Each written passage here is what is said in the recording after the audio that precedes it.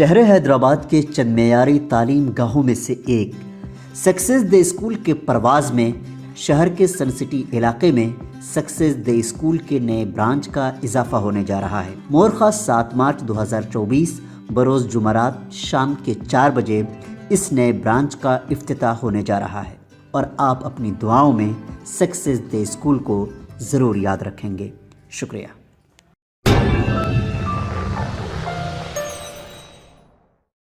नारायणखेड़ में car mechanic shade में अचानक आग लग गई। इस वाक़े में शेड में रखी 3 कारें मुकम्मल तौर पर जलकर खाकिस्तार हो गई। इस वाक़े की इत्तला फायर ब्रिगेड के अमले को दी गई, जिसके बाद फायर ब्रिगेड के अमले ने वहां पहुंचकर काफ़ी जद्दोजहद के बाद आग पर काबू पाया। आग लगने की वजूहात मालूम न हो सकी।